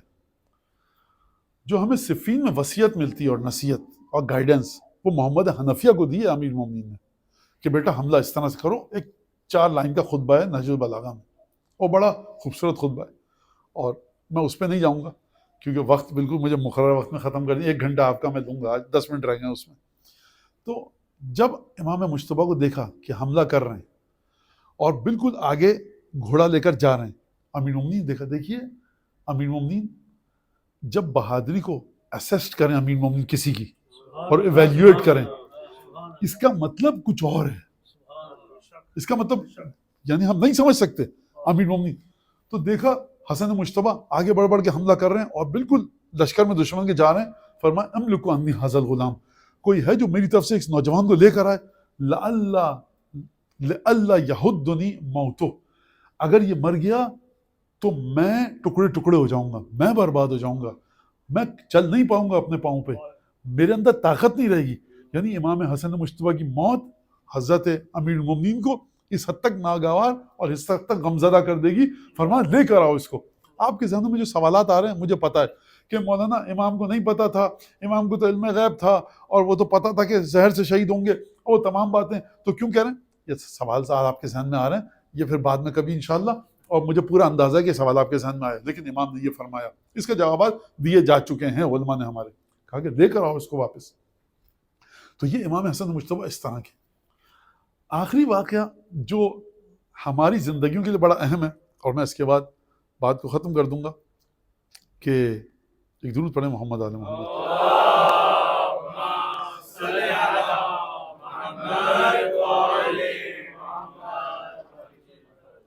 ایک جملہ اور میں کہہ دوں کہ آپ ائمہ کو دیکھیں گے کہ انہوں نے ہمیشہ جناب سیدہ، جناب خدیجہ، جناب حمزہ، جعفر طیار اور بقیہ معصومین کو تو چھوڑ دیجئے، خیر وہ تو واضح، ان کی تعریف ہمیشہ کی ہے. امام صادق علیہ السلام کی ایک مادر گرامی ہے، امام باقر کی ایک مادر گرامی ہے، امام علی نقی علیہ السلام کی ایک مادر گرامی ہے، تقوی و پاکیزگی کی منزل پر ہیں، واقعات ملتے ہیں، روایت ملتی ہیں. لیکن انہوں نے جب بھی اپنے خاندان کی خواتین کی بات کی ہے، امام علی نقی علیہ السلام نے اپنی مادر گرامی کی تعریف کی ہے. 2 جملے ملتے ہیں ہمیں، بڑے زبردست جملے ہیں جو امام علی نقی نے اپنی والدہ کے تقوی کی تعریف کی ہے، اور ان کے علم کی تعریف کی ہے، اور ان کی وزڈم کی تعریف کی ہے. صرف تقوی معیار نہیں ہے، وزڈم ایسی ہونی چاہیے. اور وزڈم جو بتائیے، جو آپ کے پاس کانٹمپورری ویلیوز ہوتی ہیں سوسائٹی کی. امام علی نقی تعریف کی کہ میری ماں کو وہ بھی پتہ ہے. ایک دیکھیے خاتون گھر میں کمرے میں بیٹھ کے عبادت کر رہی ہو، آپ اس کو کچھ بھی کہہ سکتے ہیں. آپ کے پاس پیسے ہیں $1,00,000، جی دیکھیے سامنے والی زمین خریدی جو کل یہ $1 کروڑ کی ہو جائے گی، اور وہ کل ہو جانا تھا اسے $100 کا. آپ کہہ سکتے ہیں نا کسی کو جو بیچاری خاتون کمرے میں بیٹھی ہے. امام نے فرمایا نہ کوئی دنیاوی لحاظ سے میری مادر گرامی کو دھوکہ دے سکتا ہے، اور نہ شیطان آ کر دھوکہ دے سکتا ہے. یعنی یہ اس تقوی کے مرحلے پر ہیں، علم کے مرحلے پر ہیں، حکمت کے مرحلے پر ہیں. اگر ہم کہیں کہ دنیاوی لحاظ سے دھوکہ نہیں دے سکتا آج کی خاتون کو، تو اس سے ہمارے ذہن میں کیا ابھرتا ہے تصور؟ یہ یونیورسٹی میں تو گئی ہوگی خاتون، PhD ہوگی، اور یہ سوسائٹی میں چلتی پھرتی ہوگی، گروسری اپنی خود کرتی ہوگی، اس کو پتہ ہوتا ہوگا کہ کون سی چیز. بابا آپ مجھ سے کہیں مولانا یہ جو چیز ہے نا یہ $50 کلو کی ہے، میں مان لوں گا. میں کہوں گا ہو سکتا ہے ہو، مجھے کیا پتا، مجھے نہیں ہے واقفیت معاشرے سے. لیکن میں کہوں نہیں سرکار یہ آپ غلط کہہ رہے ہیں، یہ $1 kg کی ہے. ارے بھائی مولانا کو سب پتہ ہے، بڑا علم ہے ان کے پاس علم غیب ہے. تو یہ ایک عجیب سی ویلیو نہیں ہے پرسنالٹی کی انسان کی. امام فرما رہے ہیں نہ کوئی آ کر دنیاوی لحاظ سے میری مادر گرامی کو دھوکہ دے سکتا ہے کہ ان کو اس رستے سے ہٹا دے، اور معاشرے کے حوالے سے کوئی ایسے کام کی ترغیب دلا دے، ان کے ذہن کو بگاڑ دے، مس گائیڈ کر دے، نہیں کر سکتا. اور نہ شیطان آ کر میری ماں کو دھوکہ دے سکتا. اور پھر فرمایا عارفتن بحق کی، میرے حق کو میری ماں جانتی ہے. تعریف کی ہے یہ. اور ہمیں آئمہ کی ایک جملہ ملتا ہے ہر امام کا اپنی ماں کے سلسلے میں. لیکن جناب خدیجہ، جناب سیدہ کے سلسلے میں جو جملے ملتے ہیں، ہر امام نے آ کر جناب خدیجہ اور جناب سیدہ کی تعریف کی ہے. یہ ایک بڑی عجیب بات ہے. امام حسن مجتبیٰ اپنی تعریفوں میں سے ایک تعریف بتاتے ہیں, میں اپنی نانی سے ملتا ہوں. اور یہ بڑا مسئلہ ہے کہ جو اہل بیت کا سلسلہ ہے نا, یہ سرکار چلا ہی ننیال سے. ویسے تو امیر المومنین کا ایک بھانجا تھا, شام گیا دربار میں, تو بادشاہ سلامت نے کہا کہ یہ کیا کہتے تو خالی خالی خال ماموں, خالی میرا ماموں, کیا کہتے تو میرا ماموں میرا ماموں. امیر المومنین کا بھانجا ہے, مولا علی اس کے ماموں ہیں. تو بھانجے نے جواب دیا لو کان لک خال مثل خالی لنسیت اباک, اگر تیرا ماموں بھی کوئی ہوتا میرے ماموں کی طرح تو تو اپنے باپ کو بھول جاتا.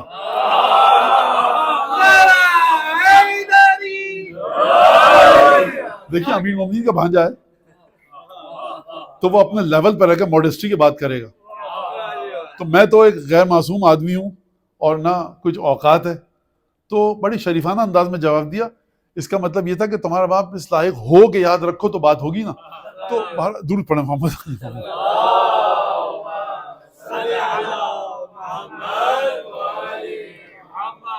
اور جو انفاق کی عادت جناب خدیجہ کی تھی, لوگ کہتے ہیں, علماء کہتے ہیں کہ وہ چیز آپ کو امام مجتبیٰ میں نظر آئے گی. آپ کہیں گے مولانا جناب سیدہ والی بات کیوں نہیں کر رہے آپ, کہ جناب سیدہ میں جو صدقہ دینے کی عادت تھی وہ کیوں نہیں کہہ رہے آپ جناب امام مجتبیٰ میں تھی؟ تو میں جواب دوں گا کہ ائمہ کی عادت یہ ہے کہ کچھ شخصیات ہیں کہ جن شخصیات کی صفات کو آپ کو ہمیشہ ادا کرنا ہے. یعنی امام حسن کی ذمہ داری ہے کہ اپنی نانی کے فضائل کو بیان کریں. خدا نے امام حسن مجتبیٰ کو کس کی شکل میں خلق کیا؟ نزدیک تر ہیں, شباہت ریزمبلنس رکھتے ہیں جناب خدیجہ سے. کیوں؟ خدیجہ کی ویلیو ایسی ہے کہ خدیجہ کا کردار زندہ رہے اور امام حسن مجتبیٰ گواہی دیں. اب اس کے اوپر آئیے دیکھیے, ائمہ یقین کیجئے کہ اگر میں امام حسن مجتبیٰ بہت دور کی بات ہے, ابو الفضل عباس بہت دور کی بات ہے, اگر کوئی یہ وہ امام زادے ہیں جو ایک کلاس امام زادے ہیں کہ جو عصمت سے متصل ہیں, جناب زینب, علی اکبر, جناب قاسم, یہ جو تمام ہستیاں ہیں, جناب معصومہ قم, جناب نرجس خاتون, جناب حکیمہ خاتون, یہ تمام کی تمام ہستیاں جو ہیں یہ بالکل متصل ہیں امامت سے. اگر آپ کسی بی اور سی اور ڈی کلاس امام زادے کو بھی لے آئیں اور اس جگہ پر چھوڑ دیں, یہ 8, 10, 20 گلیاں 2-3 مہینے میں مسلمان اور شیعہ ہو جائیں گی. یہ میں کوئی اس لیے نہیں کہہ رہا کہ تعصب ہے میرے اندر, کس طرح سے ہوں گی, اخلاق ایسا ہوگا, کردار ایسا ہوگا.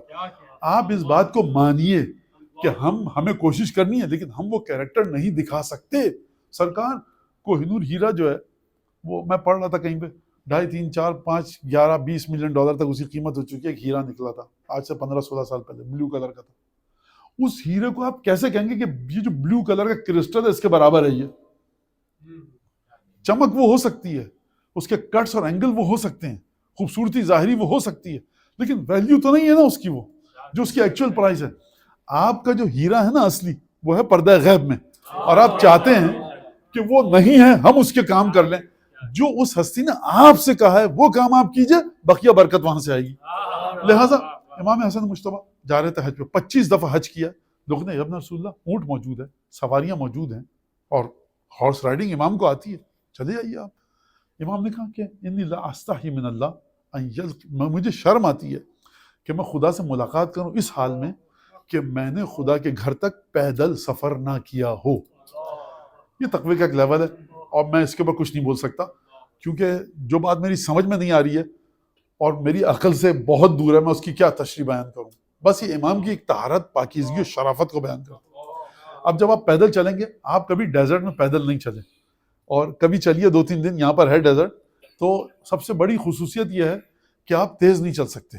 آپ کو 10 ٹائم زیادہ آپ کی انرجی چلے گی. 1 کلومیٹر چلیں آپ ڈیزرٹ میں, 15 کلومیٹر آپ سڑک پہ چلیں گے. یہ ہے. جب چلے تو پیروں پہ ورم آ گیا. تو عبداللہ ابن جعفر طیار, امام حسین کا ذکر نہیں ملتا اس سفر میں. عبداللہ ابن جعفر طیار کون ہے؟ بہنوئی. کہا کہ بھائی یہاں پر ایک شخص ہے, پوچھا جو تیل بیچتا ہے, وہ اس کو اپلائی کریں, اگر آپ اس کو ملیں, مساج کریں تو پیروں کا جو ورم ہے وہ صحیح ہو جاتا ہے. امام نے کہا اچھا جاؤ, ولا تماکس ہو, خبردار بارگین مت کرنا اس سے. میں آپ کو ایک بات بتاؤں, ائمہ کی شخصیت کے جو ہڈن ایسپیکٹس ہیں نا پاکیزگی کے, وہ اتنی جلدی گزر جاتے ہیں کہ ہم دیکھ نہیں پاتے. یہاں سے آپ سڑک پہ گاڑی میں گزریے, کتنے اچھے خوبصورت درخت لگے ہوئے ہیں. آپ نے کبھی درخت گنے؟ آپ سے نہیں گن سکتے، 1000 دفعہ آئے ہوں گے نہیں گن سکتے. آپ کو پتہ کون کون سے درخت ہیں؟ نہیں. پھول کتنے کلر کے ہیں؟ نہیں. تو ائمہ کے ساتھ بھی یہی ہوا. ہم اتنی جلدی سے گزرتے ہیں کہ جو بہت ہی ٹائنی اور بڑے مائنیوٹ قسم کے والیوم کے لحاظ سے اسپیکٹس ہیں نا شخصیت کے، وہ چھپے رہ جاتے ہیں. اس کے اوپر گفتگو کی جائے تو وہ یقین کیجئے کہ وہی مصائب ہیں امام کے کہ کیا شخصیت تھی. امام فرمائے لا تماکسو، خبردار اس سے بھاؤ تاؤ مت کرنا. کیوں نہیں بھاؤ تاؤ کرنا؟ اس کا ذرا آپ ڈائسیکشن کیجئے، اس واقعے کی آپ آٹوپسی کیجئے، جا کر انالیسس کیجئے، سمجھ میں آئے گا آپ کے کہ واقعہ کیا ہو رہا ہے. کیونکہ جو آ کر حج کے رستے میں بیٹھے گا وہ بیچارہ غریب آدمی ہے، شوال ذیقعد ذیلحج میں اس کا کاروبار چلے گا. اس کے ساتھ بارگین مت کرنا، بیچارہ تمہاری امید میں بیٹھا ہے. یہاں تو نہیں کہہ سکتا، کراچی میں آپ نے دیکھا ہوگا ٹھیلے پہ گئے، آلو کیسے دیے؟ 100 روپے کلو. صحیح لگاؤ. اچھا اگر آپ اچھی گاڑی سے اتریں تو آپ کو حق ہے کہ بدتمیزی سے بات کرنے کا. اگر آپ کسی اچھے عہدے پر ہیں تو آپ کو مزید زیادہ بدتمیزی کرنے کا حق ہے. یہ ہمارا، میں پاکستان کی سوسائٹی کی بات کر رہا ہوں، ایسا ہی ہے. حتیٰ لوگ یہ کہنا، یہاں کی بات نہیں کر رہا، نہ آپ کی بات کر رہا ہوں. جو واقعہ جو فرش اعضا پر آتا ہے، جو اہل بیت سے محبت کرتا ہے، اس میں نے بہت کم یہ صفات دیکھی. اب وہ کسی بھی فرقے کا ہو. جب ہم کہتے ہیں محب اہل بیت تو اس کا مطلب شیعہ نہیں ہے، بلکہ اس کا مطلب محب اہل بیت ہے. وہ کسی بھی فرقے سے ہو سکتا ہے. تو وہ بات کرے گا آ کر. اور اگر آپ کسی طاقتور ادارے سے وابستہ ہیں تو وہ انسان ہی نہیں ہے جو ٹھیلے پہ ہے، اس کو انسان مت سمجھیے. یہ ایک صحیح لگاؤ. آپ جوتا لینے گئے تھے، 2000 کی کاسٹ ہے، 25,000 کا بیچ رہا ہے، خوشی خوشی آئے جھلاتے ہوئے اس کے ریپر کو کہ اس جگہ سے میں نے جوتا لیا ہے. وہ ایک اتنا سا کپڑا ہے، گلے میں باندھتے ہیں صاحب، سلکی ہے، وہاں سے بن کے آئی ہے. یہ 25,000 روپے کی نیک ٹائی میں نے خریدی ہے. اس کی وہی کاسٹ ہے جو آپ کو بیچی ہے اس نے؟ نہیں. جب بیچارہ اس کے اوپر آتا ہے، یہ بڑی قبیح صفت ہے، بہت بری صفت ہے. ٹریڈ، تجارت کی جو خصوصیات ائمہ نے بتائی ہیں، آپ دیکھیں گے اس سوسائٹی کی بات کر رہا ہوں، اگر ان کے سامنے آئیں تو یہ سوسائٹی کل آپ سے پوچھے گی کہ حسن مجتبیٰ کی قبر کہاں پر ہے، چلو ہمیں جا کر وہاں پر ایک پھولوں کی جو چادر چڑھائی جاتی ہے وہ چڑھانی ہے، ریت جو ہے وہ چڑھانی ہے جا کر. انہوں نے کہا لا تماکسو، خبردار بھاؤ تاؤ مت کرنا اس سے، میرا نام بھی مت بتانا، ورنہ وہ پیسے نہیں لے گا. یہاں سے ایک اور نتیجہ، ڈیزرٹ میں بیٹھا ہوا جو انسان ہے نا، اس کا مطلب ہے وہ بھی جانتا ہے کہ رسول کون ہے، رسول کا گھرانہ کون ہے. تو محبت اہل بیت اس وقت کوئی حکم شرعی نہیں تھا، یہ کلچر تھا مسلمانوں کا، بعد میں خراب کیا گیا ہے. اس کو خوب توجہ کیجیے گا. محبت اہل بیت کلچر ہے، مسلمانوں کا کلچر ہے محبت اہل بیت. حکم شرعی بعد میں بنا ہے.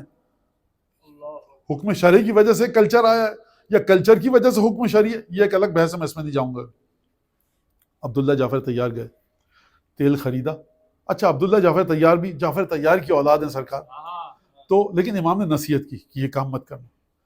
اس نے پوچھا کس کے لیے خرید رہے ہو؟ جو بیچ رہا ہے اس کو اس سے کیا کام؟ اس کا مطلب یہ مانیے کہ جو بنو ہاشم کے شہزادے ہیں نا، یہ جب جاتے ہیں تو بات اس طرح سے کرتے ہیں کہ بیچنے والا ریٹیلر جو صحرا میں سڑک پہ کچی زمین پہ ایک قالین اور دری رکھ کر، ایک میٹ بچھا کر، ایک کارپیٹ بچھا کر، ہو سکتا ہے کہ دمبے کی اسکن ہو، وہ بچھا کر تیل رکھ کے بیچ رہا. یہی ہوتا تھا. شاپ تو ہوگی نہیں اس وقت، ٹھیلا بھی نہیں ہوگا کیونکہ ایک بڑی ایک لیوش چیز تھی سکٹ ٹھیلا. 4 پہیے چاہیے، لکڑی چاہیے، بنائے گا کون؟ کارپینٹر کہاں سے لائیں گے؟ تو یہی کر رہا ہوگا. یہ بھی جانتا ہے کہ یہ جو اب مجھ سے بات کر رہا ہے نا، یہ کوئی اور آدمی ہے. ورنہ ابھی تک جو حاجی آ رہے ہیں، کوئی کیسے بات کرتا ہوگا، کوئی کیسے بات کرتا ہوگا، کوئی بدتمیزی سے بات کرتا ہوگا، کوئی کہتا ہوگا شرم نہیں آتی اتنا مہنگا پیسہ لے رہے ہو، ارے حاجی ہیں ہم کو تو کنسیشن دے دو. اچھا حج کے قافلے میں گئے تو 10-15 ہزار ڈالر دے کے اس بیچارے سے $5 کا کنسیشن مانگ رہے. تو ہر آدمی تقریباً ایسے بات کرتا ہوگا. کوئی تو چیز اس کو الگ دکھی ہوگی. اس نے تم ہو کون؟ اس نے کہا کہ حاجی ہوں، ایک آیا ہوں مدینے سے. کہا کہ نہیں بتاؤ. اس کا مطلب یہ ہے کہ یہ جو شہزادے ہیں نا سر کا، تکلیف تو یہی ہے نا ساری کہ یہ سڑک پر بھی چلیں، یہ سڑک پر بھی چلیں تو ہم جتنے بڑے بھی بادشاہ بن جائیں ہماری اوقات کچھ نہیں ہے. لہذا بہت بحث ہوئی، وہاں پر گفتگو ہوئی، بتانا پڑا کہ بھائی میں کہا کہ میں پیسے نہیں لوں گا. کہا کہ بھائی کہا ہے، کہا کہ نہیں مجھے لے چلو، مجھے ایک بات کہنی ہے، پیسے نہیں لوں گا، بقول میرے کہ میں پیسے کی جگہ یہ لے لوں گا قیمت میں. امام کے پاس آیا، کہا کہ ابن رسول اللہ ایک دعا، میری یہ درخواست کہ میں جب آیا ہوں تو میری بیوی جو تھی ایک بڑے تکلیف دہ حالت میں تھی اور ایکسپیکٹڈ ہے، لہٰذا آپ دعا کیجئے کہ صحیح و سالم اولاد ہو جائے. یہاں پر رک جائیے. کتنا مجبور ہوگا بیچارہ وہ شخص کہ جو بیوی کو اس کنڈیشن میں چھوڑ کر آئے. لہٰذا مجھے نہیں پتا کہ یہ بات کس حد تک سمجھی جائے گی، اور مجھے اس میں کوئی کہنے میں تکلف نہیں ہے، یا آپ کی انسلٹ نہیں کر رہا، یہ اہل بیت کی عظمت بتا رہا ہوں کہ ان کی گہرائی جو ہے ان کے جملوں کی وہ اتنی ہے کہ میں آپ کو سمجھا پاؤں یا نہیں. یہ آپ کی انسلٹ نہیں ہے، یہ میری کم علمی ہے. اب آپ اس چیز کو لے کر اگر آپ دیکھیں کہ اہل بیت نے کہا فٹ پاتھ پہ، پیومنٹ پہ، شاپنگ مال میں جب تم لوگوں کے ساتھ بیہیو کرو تو جو اس کے یونیورسل رولز بتائیں اہل بیت نے، آپ ان کو لے کر سمجھیں تو آپ کی سمجھ میں آئے گا کہ یہ ہیں کون. اور واقعا یہ بڑے افسوس کے ساتھ کہنا پڑتا ہے، دیکھیے جو اسلامی ملک ہیں جیسے کینیڈا ہو گیا، آسٹریلیا ہو گیا، بڑے بڑے اسلامی ملک، ڈنمارک ہو گیا اور بیلجیم ہو گیا، یہ سارے اسلامی ملک ہیں، ساؤتھ کوریا ہو گیا، جاپان ہو گیا. تو جب آپ ان کے ایئرپورٹ پہ اتریں گے تو آپ کو لگے گا کہ آپ یہاں پر یقیناً کسی امام کی قبر ہے، اور جہاں پر ہمارے ائمہ کی قبر ہے وہاں اتریں گے تو لگے گا پتہ نہیں کس کی قبر کی زیارت کرنے آئے. جب ایئرپورٹ پہ یہ سلوک کیا جا رہا ہے تو آپ حقیقت کو ماننا سیکھیے. آپ بہت پیچھے ہیں، جہاں پہ بات کرنے کی تمیز نہیں ہے افسر کو، آپ کہتے نہیں دیکھو یہ ایسے تو کہتا جو دفن ہے یہاں پر اس سے تم نے خاک کچھ نہیں سیکھا تو تم ہم کو کیا بتاؤ گے. پہلے سطح پر آ جائیے کہ اب زیادہ میں کہوں گا تو سرکار یہاں پہ بڑا مسئلہ ہو جائے گا، تو چھوڑ دیجیے آپ اس بات کو. صحیح ہے. تو ہمیں اٹھک بیٹھک اچھی آتی ہے جس کو ہم نماز کہتے ہیں، فاقہ اچھا کرتے ہیں جس کو ہم روزہ کہتے ہیں، لیکن جو ہیومن ویلیوز کو جو میں بڑے غور سے آبزرو کرتا ہوں، جیسے قدم رکھتا ہوں سیڑھی سے باہر، اس کے بعد جو آبزرو کرتا ہوں تو واقعاً بڑی حیرت ہوتی ہے. بہرحال اس کو چھوڑ دیجیے. آپ کتنا غریب آدمی ہوگا کہ جو اس کنڈیشن میں اپنی بیوی کو چھوڑ کر آیا ہے نا.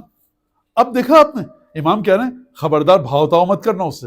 امام وہاں بیٹھے ہیں، بھاؤ تاؤ مت کرنا، بارگین مت کرنا، اور نام مت بتانا، پیسے نہیں لے گا. اچھا دسیوں کو تو بیچ چکا ہے تیل، وہ آپ مفت میں لے لیجئے، یا امام حسن دعا کر دیجئے گا. نہیں، رتی برابر میں نہیں چاہتا کسی مجبور کی مجبوری سے فائدہ اٹھاؤں. شائبہ بھی آ جائے نا، ایک سلائٹلی سا ایک سٹل ٹچ آ جائے اس کے اندر کہ میں نے مجبوری کی وجہ سے اس نے مجھے یہ فیسلٹی دی ہے، یہ غیرت گوارا نہیں کرتی امام کی. لہٰذا اس نے جب رسول اللہ مسئلہ یہ ہے، میری بیوی انتہائی تکلیف کے عالم میں ہے اور اس مجبوری میں آیا ہوں، آپ دعا کیجئے کہ خدا صحیح و سالم، میری بیوی بھی صحیح و سالم رہے اور میری اولاد بھی. بڑا پرابلم تھا اس زمانے میں یہ. تو امام حسن نے یہ دعا نہیں دی کہ ہاں تمہاری بیوی بھی صحیح رہی، اولاد بھی. امام نے کہا جب جاؤ گے نا تو تمہاری بیوی تمہیں صحیح و سالم حالت میں ملے گی، اس حال میں کہ ایک لڑکا متولد ہوا ہے جس کو خدا ہمارے خالص شیعوں میں سے خدا نے بنا دیا ہے، اور وہ جسمانی لحاظ سے بھی صحیح و سالم ہے، ایمان کے لحاظ سے بھی صحیح و سالم. یہ ہے خانوادہ نبوت کی معرفت. وہ آیا تھا یہ عرضی لے کر، یہ ریکویسٹ لے کر کہ میری بیوی بھی بچ جائے، میری جو اولاد ہے بچ جائے، لڑکی ہو یا لڑکا ہو کوئی مسئلہ نہیں ہے. امام نے اس کے لیول پر جا کر اور اس سے آگے جا کر تمہاری بیوی بھی صحت و سلامتی کے ساتھ بیٹھی ہوگی اور تمہاری جو اولاد ہوئی ہے صحیح و سالم ہوگی. یہ تو وہ دیکھ لے گا. یہ کیسے پتہ لگے گا کہ اس کے دل میں فرمایا خلص شیعتنا، ہمارے خالص شیعوں میں سے خدا نے قرار دیا. لہٰذا امامت کی بارگاہ میں جو جتنے خلوص کے ساتھ خدمت کرے گا، امام حسن مجتبیٰ آج ہیں نہیں ہمارے درمیان فزیکلی، لیکن دعا وہاں سے آئے گی. لہٰذا یہ امام مجتبیٰ کی بہادری، سخاوت اور کس طرح سے جو تمام کے تمام معجزات ہیں. اور کل اگر موقع ملا تو انشاءاللہ کچھ اس پر میں معذرت چاہتا ہوں، 7-8 منٹ آپ کے اضافی لے لیے، ہم مل کر دعا پڑھتے ہیں اور بات کو ختم کرتے ہیں. اللہم کل ولیک الحجۃ ابن الحسن صلواتک علیہ وعلی آبائہ فی هذه الساعة وفی کل ساعة ولیا وحافظا وقائدا وناصرا ودلیلا وعینا حتی تسکنہ ارضک طوعا وتمتعہ فیہا طویلا. اللہم صلی علی محمد وعلی محمد. دیکھیں اگر آپ لوگ چاہتے ہیں کہ میں مقرر وقت پہ ختم کر دوں تو واہ واہ کم کیا کیجیے، نعرے کم لگایا کیجیے. میں کہتا ہوں مجمع تو سن رہا ہے تو بس ذرا سا آگے. تو خدا آپ سب کی توفیقات میں اضافہ کرے. جو بچے یہاں موجود ہیں، کل آئے تھے، مسلسل آ رہے ہیں، تمام دیگر سینٹرز میں جو بچے جا رہے ہیں، جو مائیں اپنے بچوں کو لے کر آئیں، جو ہماری بیٹیاں، مائیں، بہنیں، بچیاں موجود ہیں یہاں پر، خدا ان کی توفیقات میں اضافہ کرے. امام حسن مجتبیٰ کی محبت کو زیادہ سے زیادہ ان کے دل میں ڈالے. ہمارے جو والدین، ماں باپ، مرحومین، ارحام، رشتہ دار دنیا سے جا چکے ہیں، امام حسن کی شفاعت نصیب فرمائے. حضرت حجت کی بارگاہ میں آپ کی، میری، اگر یہ خدمت کہا جا سکے، ان سب کو قبول فرمائے. دعاؤں کی قبولیت کے لیے بلند آواز سے درود پڑھ دیجیے.